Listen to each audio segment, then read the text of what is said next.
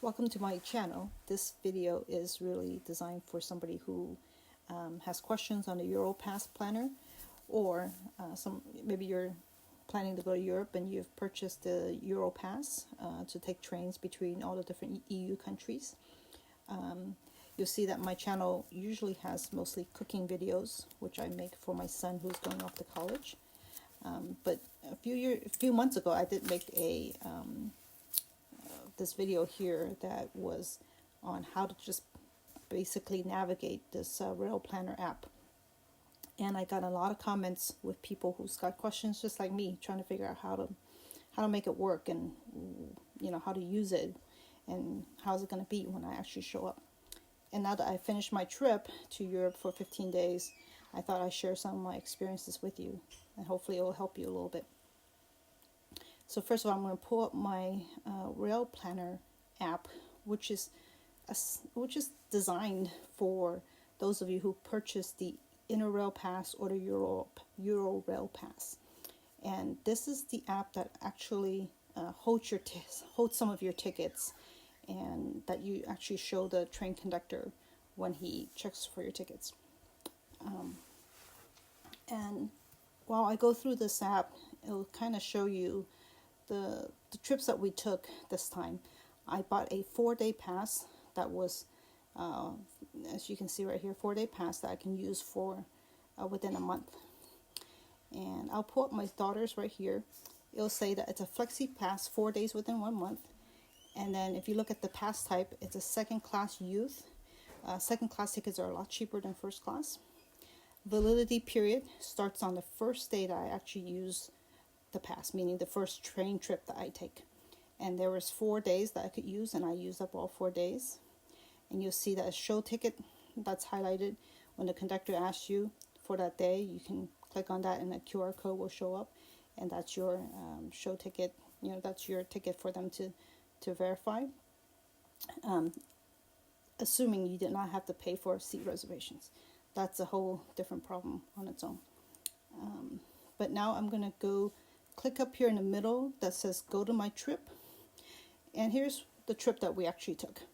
So on December 21st, we went from Paris Gare du Nord to Brussels Central at 7:55 in the morning. We got there. It was an express train. We got there at 9:27. But you'll see, and that's required a seat reservation. Cost me about $33 per person. But on the way back, even though I wanted to pay the extra $33 per person, we could not get any tickets because of Christmas time. And so we rode the normal train from Brussels back to Paris that took 4.5 hours. On the 23rd, we went from Paris to Torino, Italy, and that took 5.5 hours because it's quite far away, and we go through the Alps, so some parts of it is slow. We stayed there for 3 days, and on the 26th, I took a train from Torino to Milan early in the morning, and it's only a 50-minute ride because it's pretty close to each other. And we stayed there for 4 hours, and at 3:10, you'll see the yellow highlighted part. At 3:10, we took a train from Milan up to Zurich, and that's where we stayed that night. And our last travel day was the 29th. If you look down a little further at the bottom, we took a train at 7:34 in the morning from Zurich all the way back to Paris.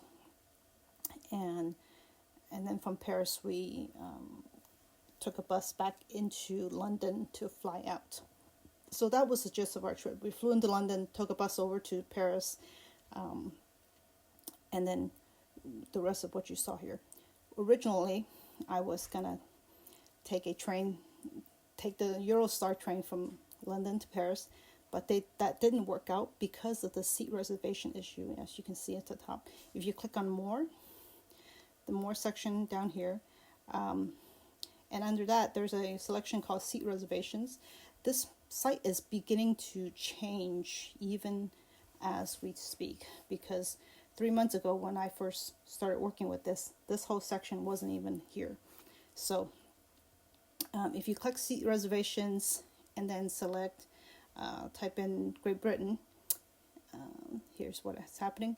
It'll tell you that this is where you should go to get your seat reservations, to pay for your seat reservations. It wasn't there when I needed to do it, and by the time I showed up in England, December 16th, they told me there was absolutely no tickets on the Eurostar until January, which was past the time when I came home. So we had to scrap our whole idea of taking the Eurostar into Paris, and so we ended up buying bus tickets instead. But if you picked another country, say Switzerland, they'll give you some other websites to go to pay for your seat reservations. Those are the seat reservations that require money for you to confirm your seat. So if you select a train that has a seat reservation and you didn't pay somehow, then you don't actually have a seat on that train. Okay. Here's some other things on that, under that more section, past benefits, whatnot.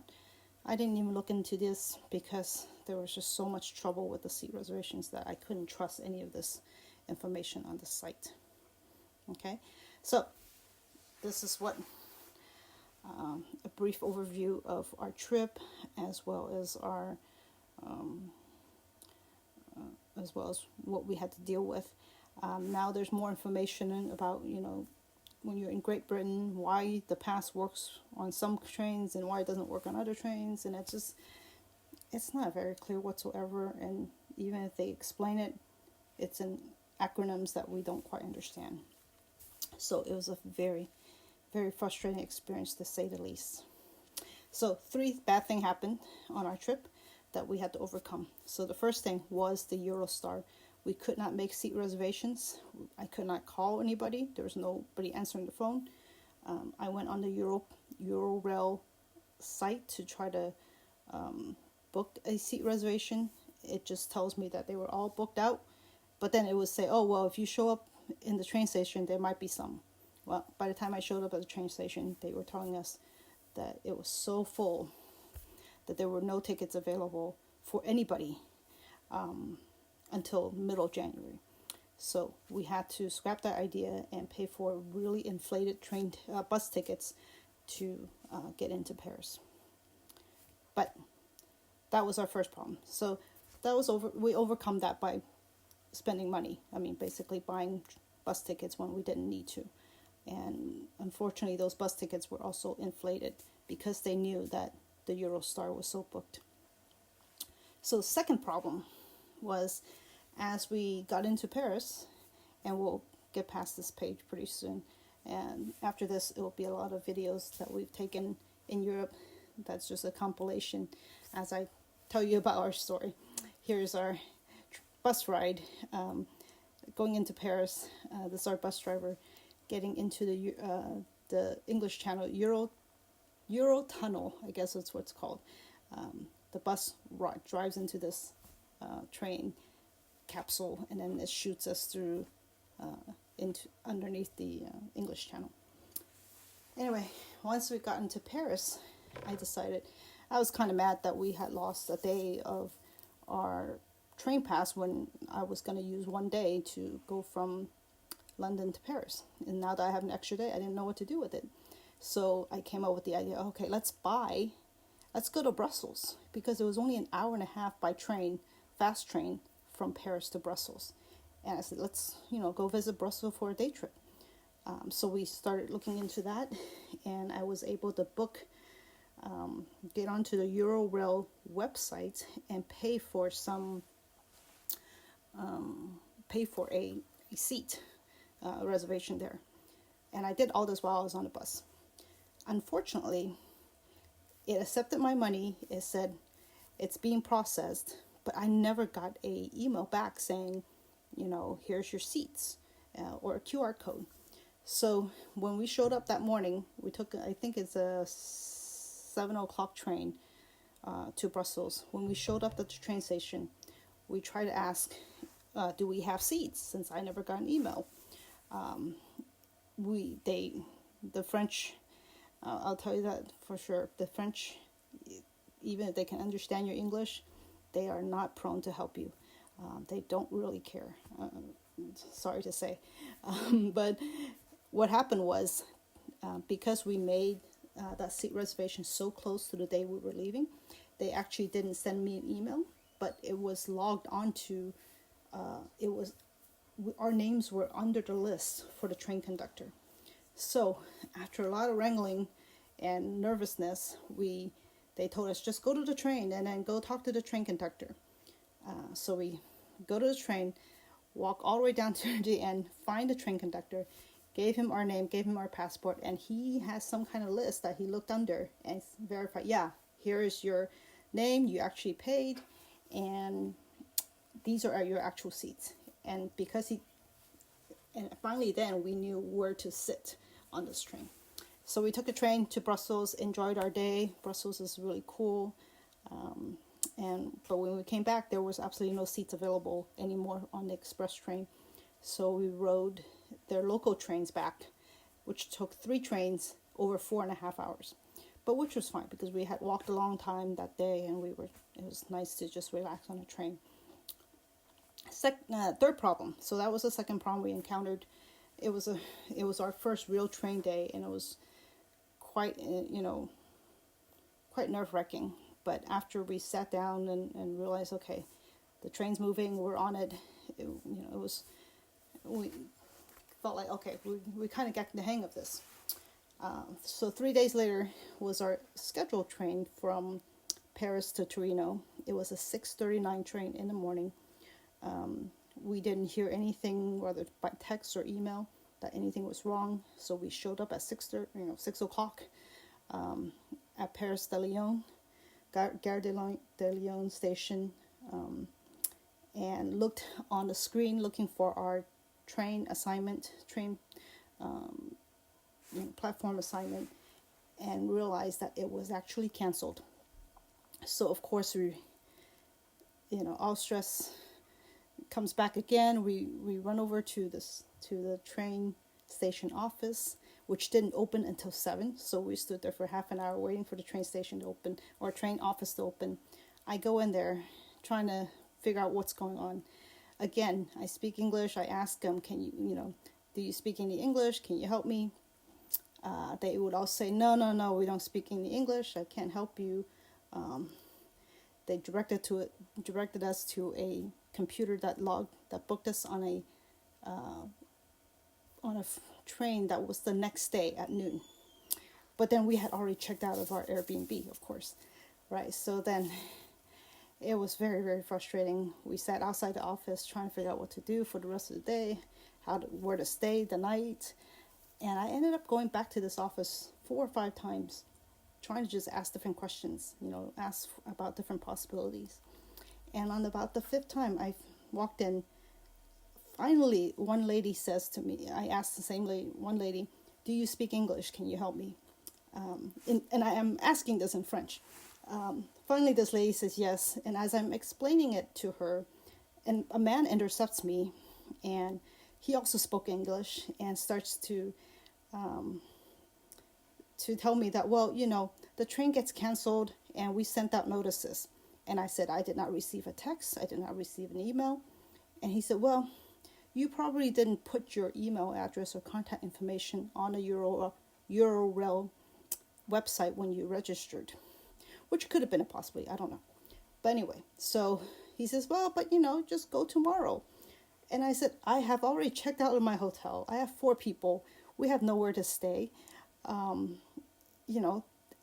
I got no notifications. This is just ridiculous.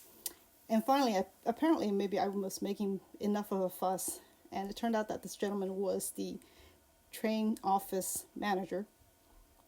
He ended up having mercy on me, I guess. And he booked us on a train that afternoon, going to the same place in Torino, on first class. And when I first did it on the computer, it said that there was no seats available because I'm in second class, so they did not even check first class. But he just manually did it and just gave me 4 first class tickets. And so we ended up checking our luggage at the station and went out for half a day and came back around 2 and took our train to Torino and got in quite late at night, but we were just thankful to have gotten in. So that was our experience with the trains and the train company in France, in Paris. We got to Torino all right. Our train to Milan was fine. And all these trains required a seat reservation, which I was able to get easily on Eurail.com. And once you paid and they confirm, they actually send you an email with a QR code with all the passengers' names and with your seat number and assignment. So when you have that, that is for sure that you have a seat on this train. If you don't have that, and if you pay, then you have to check with the conductor. But if you couldn't get past that step, then you don't have a seat on these seat reservation required trains. Anyway, so Milan went to Zurich. That all worked out. Zurich going back to Paris. Everything else worked out. And honestly, by this experience, we already felt like, okay, we've experienced the worst that could have happened to us with the train strikes and cancellations and such. So anyway, couple thoughts on it. Paris train stations, really big, really confusing, and also Milan as well. They were really, really big stations. But whenever you're at a train station, like coming up to this picture right here, you'll see that this was in the Paris de Lyon station.